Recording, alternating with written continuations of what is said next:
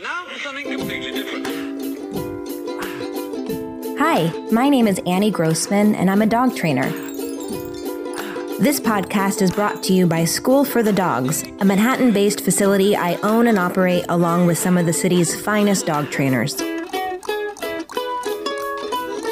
During this podcast, we'll be answering your questions, geeking out on animal behavior, discussing pet trends, and interviewing industry experts. Welcome to School for the Dogs podcast.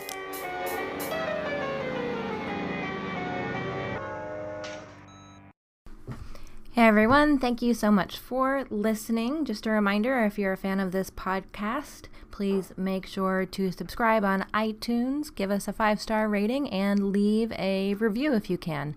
You can also follow us on Instagram. We're there at School for the Dogs, and you can support us by shopping in our online store, which is at storeforthedogs.com.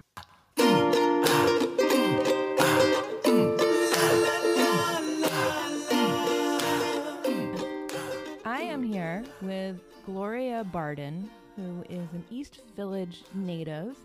I first met her when she came to our Puppy Playtimes with 2 of her dogs. But the reason I was interested in having her on the podcast is not because she has 2 dogs, not because she has 3 dogs or 4 dogs. She has 7 dogs in her East Village apartment. And 4 cats. Did I get that right, Gloria? 3 cats. And any other animals we should know about? No, I just have the 7 dogs and the 3 cats. Only those. Just those. Just those. You know? No turtles or gerbils or hamsters? No, I had a guinea pig, but my mom has it now. She really likes it. I do foster occasionally, though. Oh, my goodness. So I actually just had 2 puppies in my house that I just got adopted this weekend. Oh, my goodness. That was... So for a little while there, you had dogs. 9 dogs Yep. and 3 cats? Yeah. Okay. So I wanted to talk to Gloria both about how she got to this place and what it's like having to take care of this kind of menagerie in a New York City apartment. And just so we get an idea, how big is your apartment? I live in like a pretty standard 1-bedroom, but I guess part of it is I'm the only one living there, so it just often feels like there's so much space. Like if I'm in one room, it feels like the rest of the apartment is empty. Wow. And I mean, maybe it's just, I've grown up in New York my whole life, so I used to live in that apartment with 3 other people, so it might just be like a relative thing. Now it's just me, so it feels really big, but even with all that company. Yeah.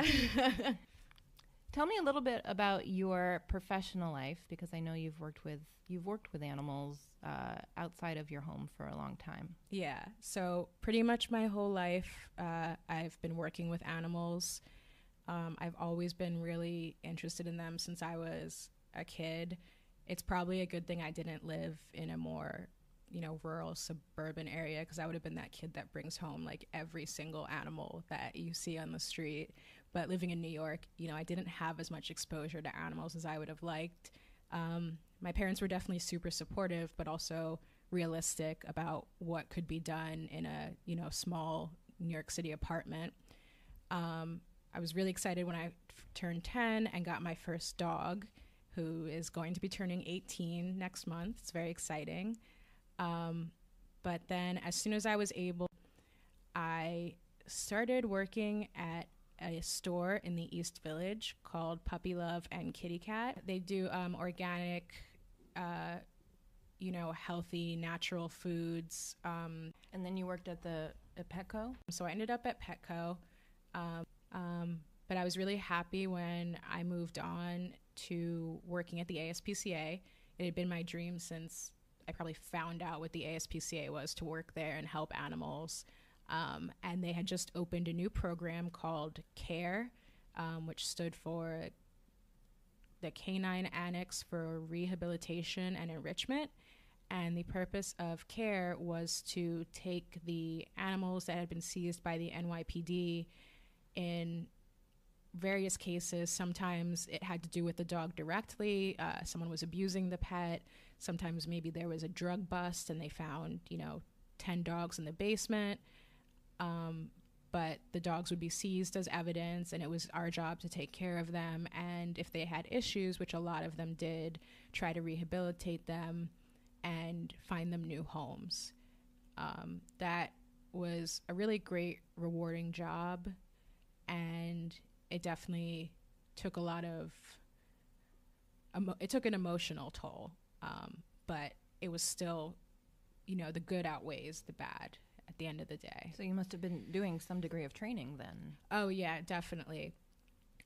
All those dogs had training protocols and certain things that they had to do, and it was very, very important, because if you didn't follow the training protocols, that could be life or death for that dog. I've heard about the CARE program, and from what I understand, it's new because prior to that, the ASPCA had basically its own police force, right? Yeah, so they had a humane law enforcement. There was even like a TV show about it that I used to watch. I'm not sure why the decision was made to close that section of the ASPCA, but they did, and instead the job of the humane law enforcement was then passed on to the NYPD. And it was pitched as, now we have all these, thousands of officers to help with regulating the way that animals are treated and help with cases of animal abuse, which sounded great, but at least at the very beginning, I had experiences with police officers, and they would just honestly tell me that they didn't know what constituted animal abuse, or if something was right or wrong, and they wouldn't really have anywhere to direct you because it was their job now, but they weren't properly educated. It's interesting. It's a fine line. I listened to Brian Lehrer on WNYC a lot, and they were talking about this a few weeks ago, about this program and animal abuse, and I tried to call in, but they ended up ending the segment before they took my call. But what I wanted to mention was how so much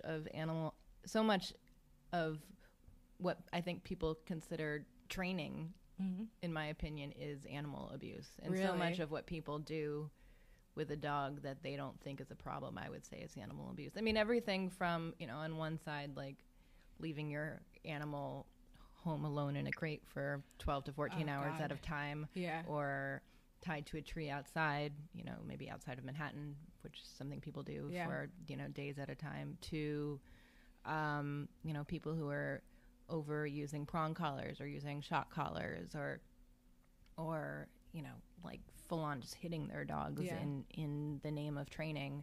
Or all of those things alpha flipping. Yeah. I mean, if someone has a shock collar on their child, that would be considered child abuse. But if someone has a shock collar on their dog, that's just considered dog training to many people. That's actually what I always say to people. I'm like, if you see someone doing something with a dog that you wouldn't want to see them doing with a child, that's probably not right. Except letting them eat food on the floor from a bowl. I wouldn't do that with a child. I mean, maybe not a collar and a leash with a child, though I do see those little leash kids in daycare and I stuff know, like that. I know. But I think that's a safety thing. I think that's definitely something that I think about all the time when it comes to the law. It's kind of sad, but basically a dog needs food, water, and shelter. If they have that, they're considered, having a good life. So a dog, you see those junkyard dogs that are out in the, guarding the junkyard or car lot or whatever.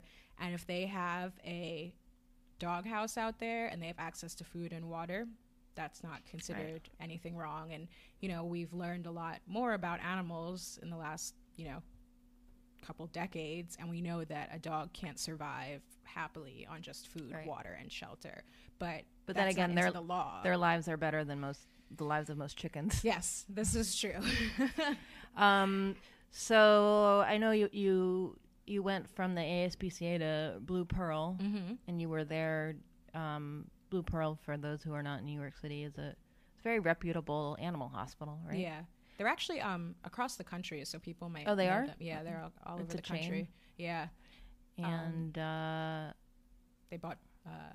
What's the one that's in PetSmart? Bamfield. They bought Bamfield recently, so taking over. So you have both sort of a background in in rescue, in vet For-profit, care. It's definitely very different. I kind of took the job because I was at home at the time and not able to work at the ASPCA because of an injury, and I felt like I was just going crazy having to sit at home all day, and I was looking for any job that had any kind of work with animals. I applied for a bunch of jobs. I got called to Blue Pearl, and I took the job. Originally, I thought I was going to be very uncomfortable working there because of the for-profit nature of the company. It's for people who don't know, it's actually owned by Mars, known for their chocolate, I guess, is probably the best way to talk about Mars. And so I just definitely had some concerns. If you've been to Blue Pearl, I think that they give great service, but the price tag is definitely very high. I've experienced some people leaving who are unsatisfied with how much they paid versus what kind of service they got. So it was something I was definitely concerned about. I did really like my job there. I felt, working in rescue is very rewarding, but you do get compassion fatigue. The way that the system is set up for animals it's problematic at best. And it was hard to see certain things happen with certain dogs. I mean, is there an anecdote you want to share about your time at ASPCA?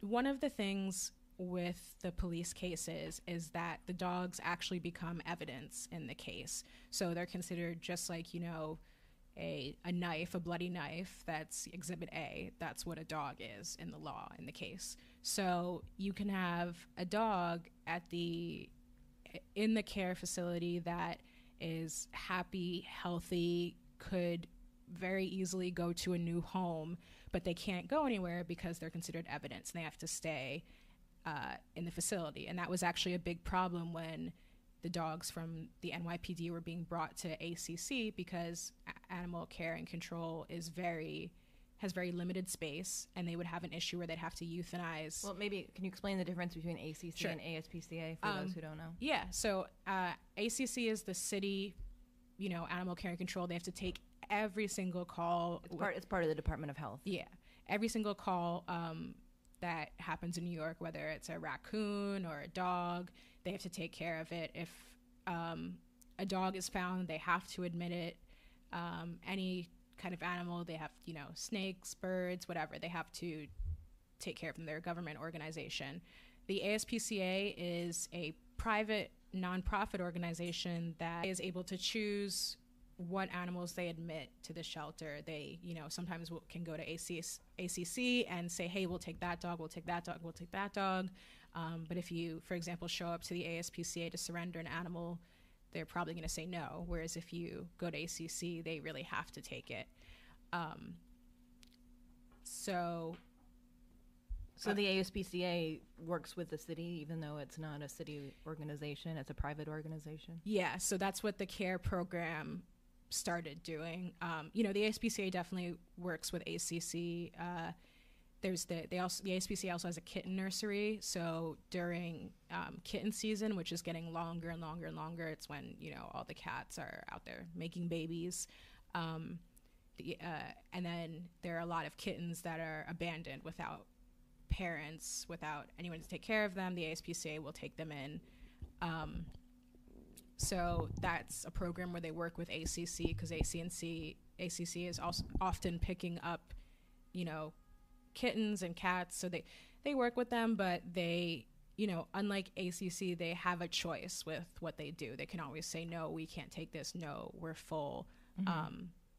They don't often do that, but they can. That's kind of the difference between the private organization and the city organization. So were there any times at ASPCA, I don't know, I'm just thinking maybe there's like an anecdote you can share about a specific dog or a specific case that... Well, so, that left an impression, or... Yeah, one of the hardest cases for me was a dog that was golden pit bull.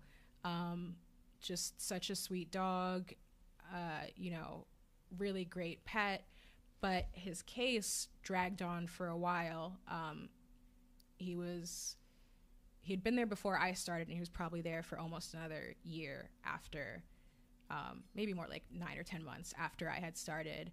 And it was because his case was going on, so he couldn't be adopted. Nothing could be done with him.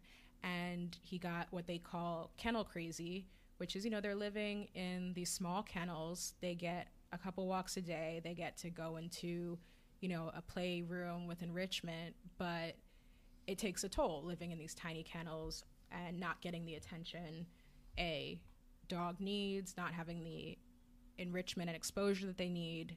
And by the time he could have been adopted, he had developed a guarding issue when it came to toys and balls, where he would get aggressive if you tried to take the toy away. And it was so bad that he ended up being euthanized. And it was just really sad because, you can kind of understand if you get to play, if you're a dog and you get to play with a ball once a day, you're going to want to keep it.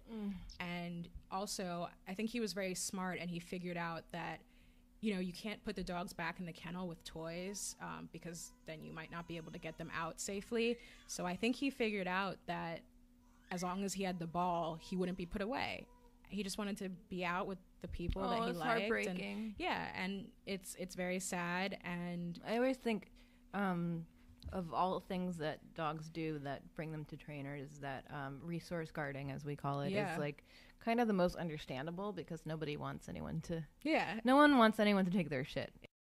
So now let's talk about your personal, the personal shelter that you run. Yes. Yes. So you have one dog who's 18. That's a dachshund, right? Yes. And what's his name? Her name is Little D. She actually does not live with me. She lives with my parents. Oh, okay. When they retired, they needed to take at least one dog, and I figured, she's a dachshund. She's very stubborn. She loves to be the center of attention. She loves to sit in the sun and do nothing. She's very, very happy being retired. So how did you wind up then with dog number one? Well, first, you want to maybe introduce all these pets? Sure. So my dachshund, who's 18, I got when I was 10. She was my first dog. I begged my parents for a dog forever, and finally they gave in. I really wanted a Doberman Pinscher, and I thought that because a dachshund looked like a Doberman Pinscher, it was the same type of dog but smaller. I should say Gloria is wearing a shirt that says "This girl loves Doberman Pinschers" and bracelets. Let's see what your bracelets say. One says "Dog Mom." Oh yes, and one says "Doberman Lady." One says I like Doberman Dobermans a little bit. What is it about Dobermans? It's because they look like a little bit like dachshunds? Well, no, I liked them prior to liking dachshunds. It's actually a very strange story.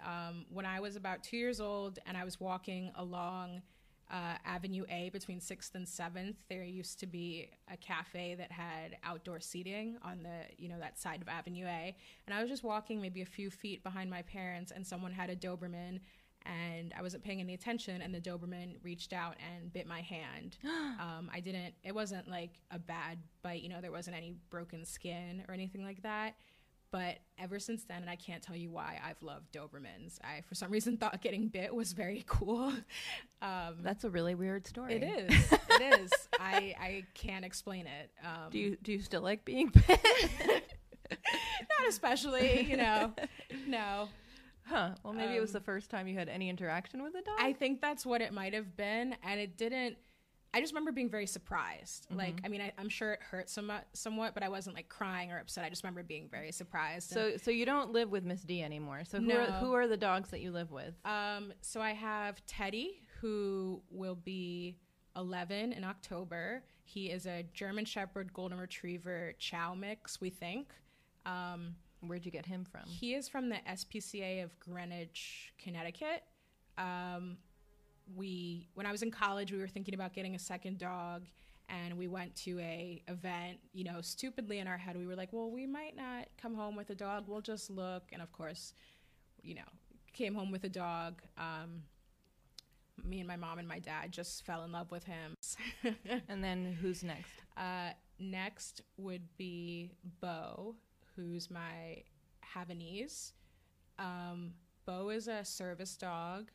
She's a great dog. She does things. She reminds me, she was trained to remind me to take medication. She's very, very smart, very helpful dog. I feel bad sometimes because I'm doing much better than I was, and I don't rely on her as much. And I feel like she kind of is like, what happened to my job? Like, you know, what am I supposed to do all day now? After Bo was Rex, that was when I got my apartment to myself. And, you know, I'd wanted a Doberman my whole life. Rex is a red Doberman. And I was, you know, I had my own place, and I was finally just like, it's, you know, I'm finally getting my Doberman. I'm doing it. I'm so excited. Where did he come from? Rex is from a woman who I became friendly with. And then who came after Rex? After Rex was, so it's Nero and Amicus, who are the two dogs that you brought to Puppy Playtime. Yes. And they're Dobermans too, right? Yeah. Amicus is a Doberman Australian Shepherd mix. So what happened, and let me preface this with, I'm not proud of this at all. This is a self-control issue. But I was supposed to get Rex's nephew from the woman, and there ended up being, there's one person ahead of me, and there ended up being one boy, and I wanted a boy. So I was supposed to get Rex's nephew. Ended up not working out because the person ahead of me took the only boy that was available, and I didn't feel like I could safely take a girl. And so I was so ready to have a Doberman, and I really wanted a playmate for Rex. So I ended up getting Nero, who is from South Carolina. He was very small. He was like living outside. He had all kinds of cuts on him when I got him. He was a puppy? Yeah. He was living outside. You know, I guess that's something they do there. I don't know, but he was very, very small, and he was just covered in all kinds of cuts and stuff. He's much better now. But it took a while for him to like heal and be a normal sized dog. And after I got Nero, the woman who I got Rex from, I guess she felt bad, and, you know, she called me and she was like, you know, I know we couldn't give you Rex's nephew, but the same dog who would have been the father, who's not related to Rex, it's the sister,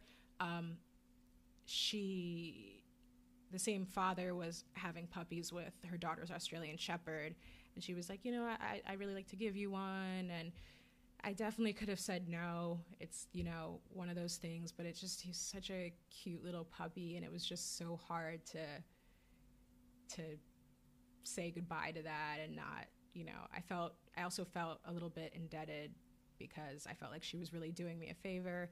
But it's not something I'm super proud of, not something I recommend. I always tell people, you know, don't get two puppies at once. It's not a good idea. And then I went and did it myself. So definitely a hypocrite there. They look very similar. Everyone thinks they're related. Yeah. They're not related. But they are about 9 days apart in age. So you have Nero and Amicus, and then you have Bo the Havanese, and Rex the Doberman, and gosh, I already forgot the other. Teddy, Teddy's the German Shepherd. So that's 5, right? Yes. All right. So who are 6 and 7? So my original plan was to have 5 dogs. Yeah. And so I was just supposed to get Nero. You know, that's still a lot. Don't get me wrong. That's still a lot. So I had this year where I was like, okay, I'm going to get 1 puppy. So first I ended up with 2.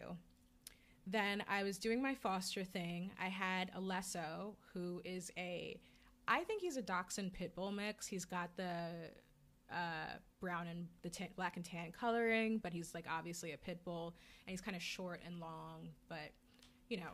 So you were fostering him? So I was fostering him from ACC. He had come into the hospital, just blood coming out of every orifice when he was a baby. It turned out he got into rat poison. He was treated for a long time at the hospital, and what happened was ACC was ready to take him back, but the treatment for rat poison is just vitamin K. You know, they're not sick, they're not contagious, just you're supposed to give them medication.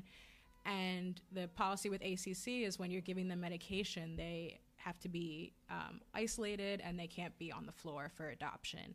And I'm looking at this, you know, very hyper young puppy who obviously needs socialization, and thinking, oh my God, he's going to go sit in ACC for, you know, 28 days with no socialization, no exposure to other dogs. So you offered to foster him? So I offered to foster him. I was like, my house is perfect. You know, it's got dogs, it's got cats, it's got people. What better thing could you ask for?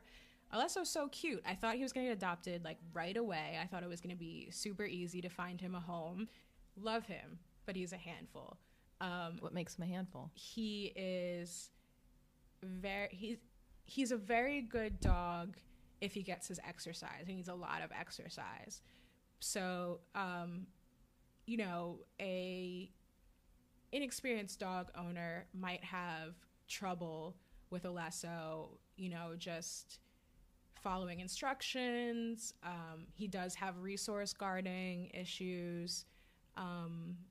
He's a little bit of a mischief maker. He'll have times where he's like, I want attention. I'm going to grab every single thing. I'm going to grab your paperwork. I'm going to grab, you know, and just destroy whatever I can. So he's not a bad dog. He just needs a little extra work than what I'd say like the average dog needs.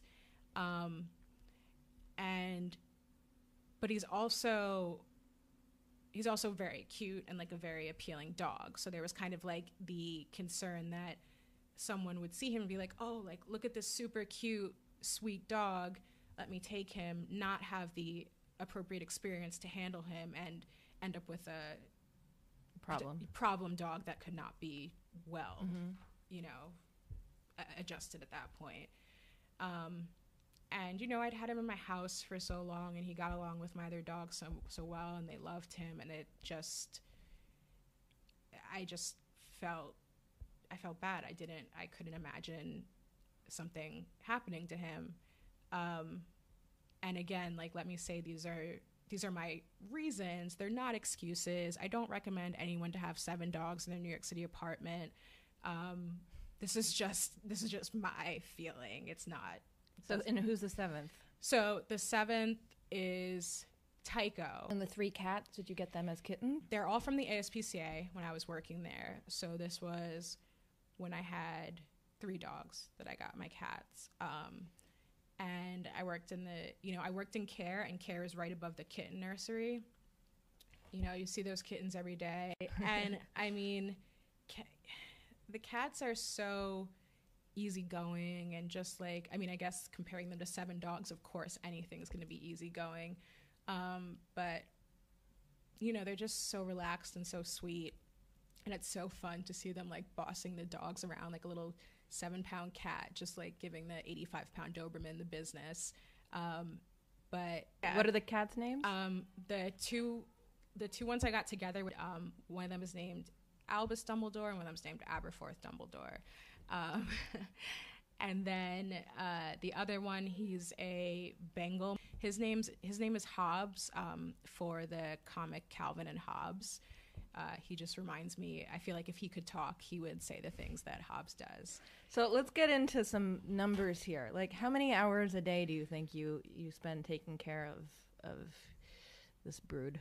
I would say pretty much all my free time is dedicated to taking care of them. You know, it's not that if I want to do something else, like if I want to go see my friends or something, I can dedicate some time to doing that and like plan out, you know, what I'm going to do. But if I don't already have plans, I'm with my dogs, I'm taking care of them, I'm doing stuff for them. Like how many, like tell me about feeding them. Is it? Oh my God, feeding time. It's like, it's quite an adventure. Do they all eat the same food? Do you feed them in bowls? Well, do you feed them in the same place? I wish I had a trough. No, they all eat in bowls. They all eat the same food except for Rex, who has allergies, so he gets the same type of food but a different flavor. What do they all eat?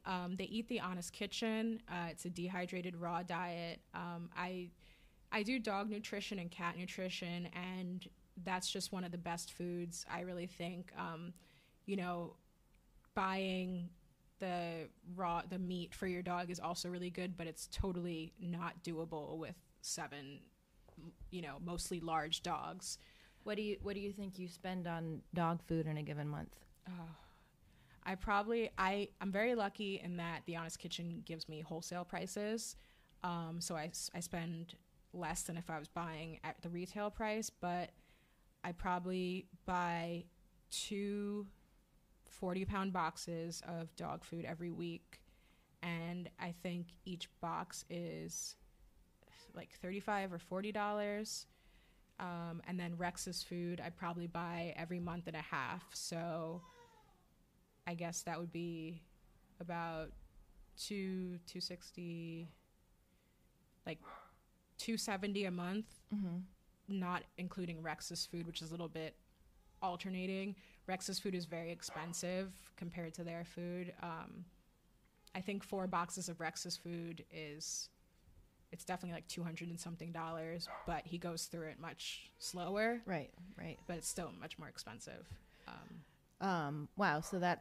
So 40 times 2 a week is 80 times 4 is 320 plus Rex's food. So something like $400 a month. Yeah. And then the cats? The cats eat much less. And do they eat Honest Kitchen too? No. The only reason they don't eat Honest Kitchen is they like it, but they don't consistently eat it well, and I don't like to free feed them. So what ends up happening is they just don't get enough of the food. So what do they eat? They eat Merrick. Yeah, they eat Merrick Basics dry food, and then they get like a variation of their wet food. Right now they're eating Weruva wet food. And do you have to separate all the animals when you feed them? I have to separate the dogs from the cats, but the dogs all eat at the same time. So do you feed on different levels then, so you can separate the cats, or do you have different rooms? The cats eat. They eat at a different time, but sometimes they'll eat at like the top of the closet. Sometimes they'll eat in the bathroom by themselves. Sometimes they eat near my TV. Now tell me about litter. Do the dogs try and get into the cat's litter? Do you have a system for that? Yes, I didn't know what to do for a really long time, and then a neighbor gave me the idea to put it in the closet and make it so that the door is closed enough that the dogs can't get in, but the cats can get in. Huh, okay. Yeah. I used to have a litter box that had like a top to it. Like litter, I forget what it was called. But and walks. How do you deal with walking all those dogs? Do any of them go inside? Occasionally Bo goes inside, not because of a lack of a walk, but she's a long-haired dog. You know, she's a Havanese, and she's very low to the ground. And so if it's raining or snowing or like wet out in any way and she goes for a walk, her entire stomach and paws, she's a white dog, and they turn black. And so I'll be honest, some days when it's like really bad out and I don't have time to give her a bath after every single walk, she'll go inside on like a wee-wee pad. But the other dogs, I definitely like to walk. You really don't want to deal with a Doberman poop inside your apartment. They're huge. And you know, I have like the little walk groups that I take them on. I like to walk the 3 Dobermans together, and all the dogs get along. They play together. They love each other, but it's just, you know, when you have a horde of dogs, it's very cute to see the kind of individual personalities and friendships and relationships. Now, we should also mention that you live up how many flights of stairs? I live on the 4th floor, so it's 3 flights. Old building, no elevator. So you're doing 3 groupings of dogs up 3 flights of stairs and down 3 flights of stairs. Three times a day? How many walks do you do? 3 times a day at least. I try to get the Dobermans and Teddy to the park so they can really let out. So sometimes that's like an additional walk. Sometimes it takes over the midday walk. And do you have people helping you? My dad helps me a lot. I'm very, very fortunate to have such an awesome father. He retired to New Jersey with my mom, but he comes into the city to help me because, you know, after my injury, it's been a little bit hard to walk the dogs outside. I have trouble with stairs. You know, before I was injured, it really wasn't a problem. Definitely keeps me active, keeps me actually leaving the house. Mm-hmm. Yeah. Have they ever said to you, Gloria, why do you have this many pets, or are they into it? They've never asked me why. I think that I don't think they worried. I think that originally they worried about me, just like, you know, being able to have a social life, being able to afford to take care of the animals, just like typical things parents worry about. But as they've seen how I deal with my animals and how happy they make me and how happy they are and just our relationship and being a part of it, and they're happy for me. But like, if you ask them, like, would you have wanted your daughter to have stuff? Of course not. Like, you know. Do you feel like you field criticism or curious, or how should I say it? Do you feel like people criticize you or look at you in a funny way when you tell them you have so many animals? Yeah, I mean, I definitely face that. One thing that I actually really don't like is a lot of times when I meet people my age and I tell them my situation, they go, oh my God, that's so cool. I wish that was I did that. And I know it sounds weird to say I don't like that, but I think that people don't understand the extent that having this amount of dogs is. I'm 28. I'm not a lot of people my age. They're going out. They're going to bars every night. They're really living a very great social life. I'm not doing that, and I'm okay with that. That's the life I chose. I love my dogs. I love taking care of them. I don't buy new clothes very often. My money goes to my dogs. Like, everything, my life is around them. Can I go on vacation? Like, probably not, but I just feel like sometimes people say those things to me and don't, and it makes me worried that they will. It's like they're envious, but they don't really get it. Right. And it's like, it just makes me worried that, there's a lot of issues with people just getting one dog and not being able to properly take care of it. And it makes me worried that they don't understand how can I put this? The kind of commitment. Yeah, the kind of commitment and the kind of energy you should and need to put into owning an animal, and that it's not just like an accessory. It's a living thing with a life that, you don't. I feel like very often people get dogs and they want their dogs to adjust to certain things, but on some level you also have to adjust to your dog, and there's things that the dog is not going to change, and I just worry about the understanding, I guess.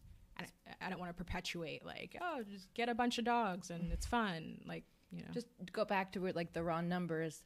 Talk to me about like vet care. What are you spending on vet care in a year, would you say? Well, I have, one of the things about having all these dogs is I've had to network my whole life to be able to afford these dogs. I have connections in the vet world. I have connections in the dog food world. I have connections in the behavior world where I can get help. So vet care, I actually use a friend that I've had in the vet business for a while, and a vet comes to my house and charges me for, kind of maybe 1 or 2 general exams, and then, for the raw materials of vaccinations and stuff like that, where, if I was going to a vet with just completely regularly, let's say an office visit is $100+ plus all the other stuff, it would be insane. It would be over $1,000 a year just for checkups. With this, I'm spending maybe $200 to $300, and I'm just very fortunate to have people who care for every checkup, and you do that maybe twice a year. Mm-hmm. And additionally, after I started working at Blue Pearl and seeing all the emergencies and just like the really hard situations of people having to choose between their finances and their best friend's life, I got insurance for all my animals. I got pet insurance. What company do you use? I use Trupanion, which I really, really like, and I highly recommend. One of my jobs at Blue Pearl is to actually file insurances for everyone. And so I see all the different insurance companies, I deal with them, and I find that Trupanion is just the easiest. They take care of what they say they take care of. They're not going to try to give you the runaround and try to, get money out of you where they shouldn't. They just simply will take care of it. So what are you paying for all the animals every month? So monthly, I do get a discount on that, and monthly for it's over $200 monthly, because like 4 of the dogs I have half off, and then the other 3 I don't have half off. I would have thought it was more than that, especially for older dogs. Well, I have a very high deductible. Mm-hmm. So the way that I kind of look at it is my dogs really don't get sick often. I'm very blessed that I have healthy dogs. And for me, if something bad happens to my dog, I'm very happy to put out $1,000 and for the deductible. But, the monthly money you don't give back. You pay what you pay, and it's kind of a gamble. And so I pay a low monthly fee, hoping that nothing bad happens to my dogs. And if something bad happens, then I have a high bill. But, And then what about cleaning? Cleaning. So, I haven't been to your home. How would you say? Would you tell me about your, like, I don't know, the environment? Yeah. What's it like? So, I mean, you definitely know I have pets. I don't want it to smell bad or anything, but it's impossible to disguise the fact that I have a bunch of animals in my house. Do you have air purifiers? I do. I clean very vigorously. I've tried a bunch of different things. I tried those like Febreze plugins. I found that the best thing to help the room smell good is candles. The candles kind of, I feel like they kind of burn out any bad scent, if that makes sense. It's not just like covering it with some other scent. Do you have a preferred kind of candle? Yeah.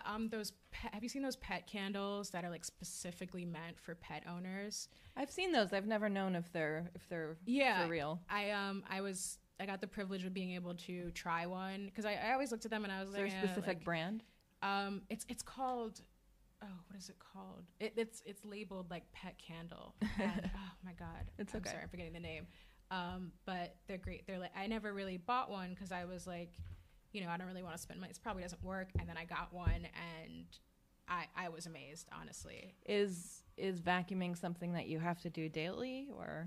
I have one of those like Roomba self vacuums that I turn on at night. And it seems to do the job. I haven't really had any issue with vacuuming. I definitely like Swiffer Jet a lot. And, I really am I just really want my apartment to be clean. So I definitely spend a lot of time cleaning during the day. And I feel I'm a little bit overly paranoid about germs and stuff like that. So I probably over clean a little bit.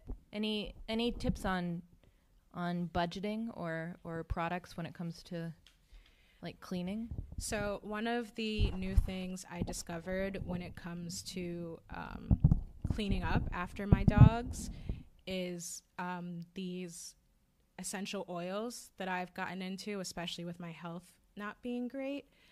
I used to use Nature's Miracle all over my house, love Nature's Miracle, great, but it isn't. Do you have a lot of pee and poop in the house?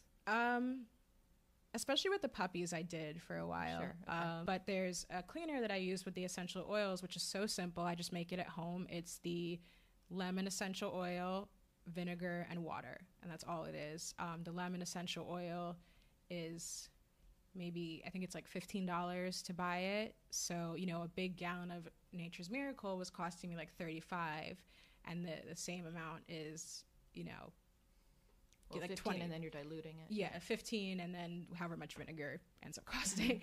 Not much, exactly. And it's just nice because it's natural. Those are the 3 ingredients in it.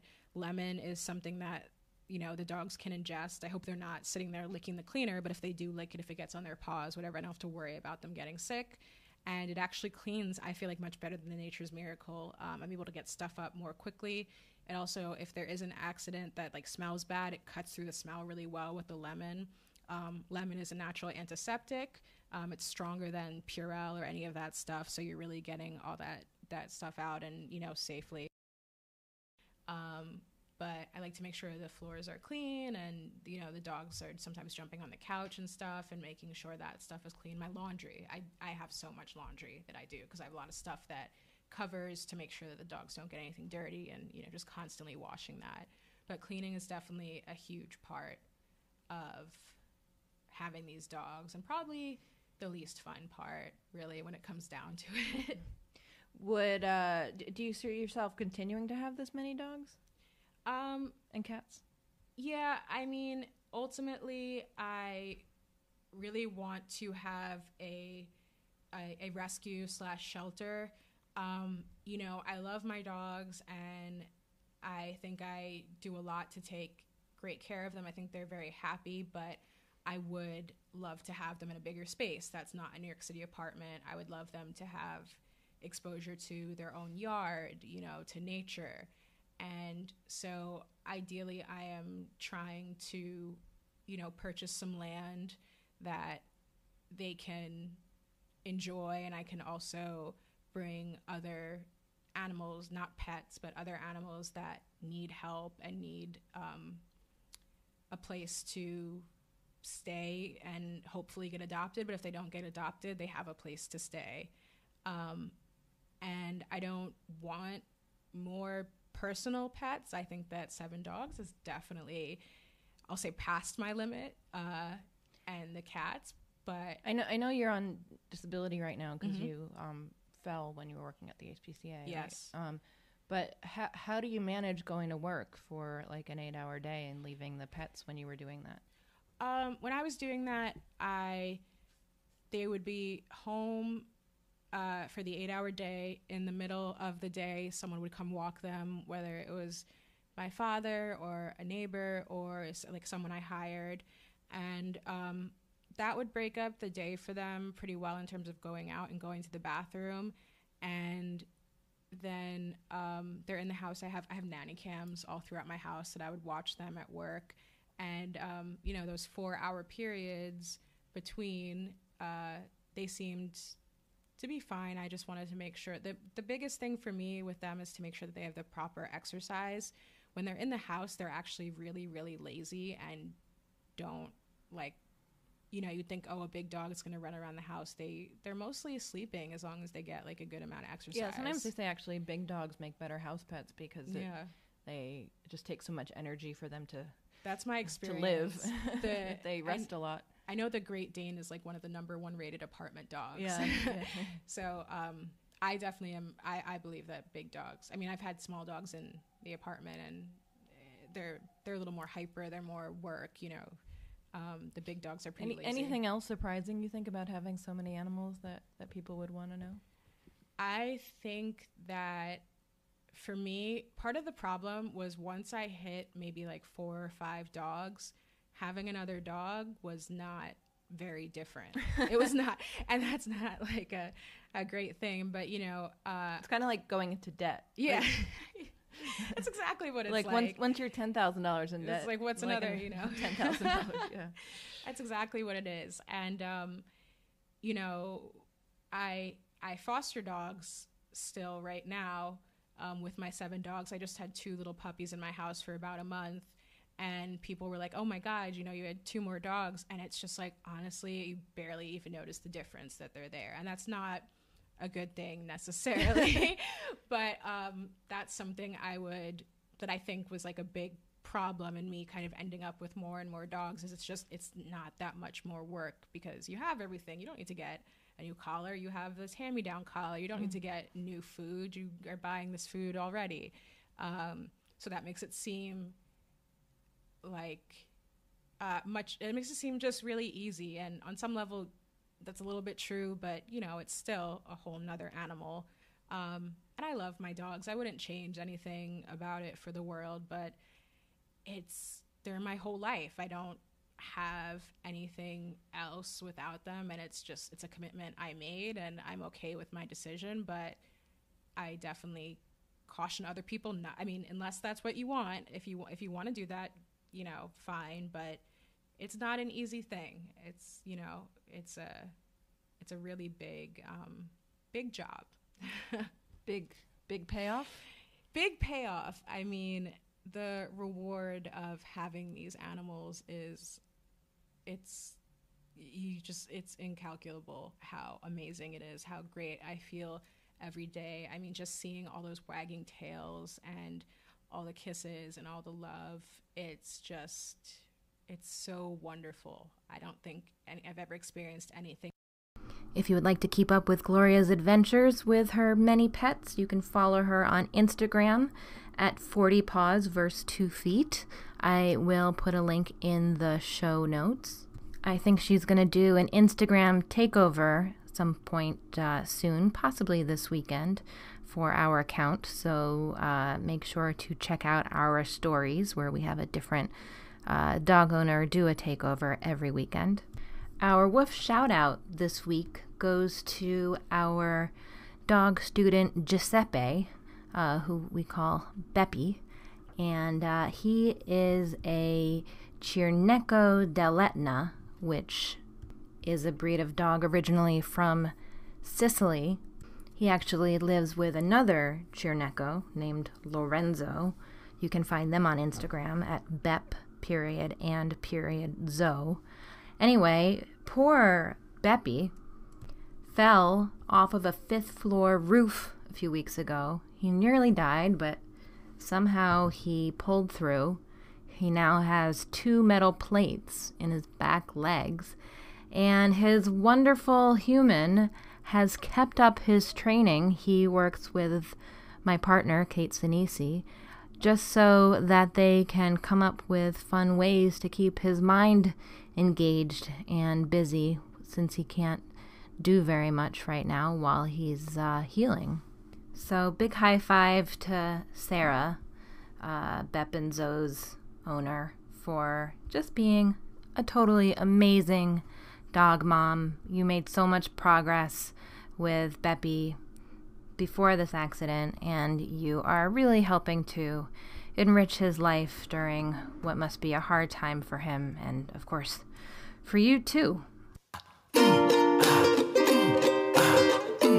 And our fun dog fact of the day, actually, I'm going to do another cat fact since cats feature in this episode. But actually, last week in our episode about Pip, the ginger adventure cat, I came up with so many good facts about orange cats that I had some left over. So this one, actually, this is a fact that I learned during a brief stint I had about 10 years ago writing questions for the game show Cash Cab, a very fun job I had for a little while when I was working as a freelance writer. Did you know that the G in Gmail originally stood for Garfield? Garfield, the big orange lasagna-loving cat.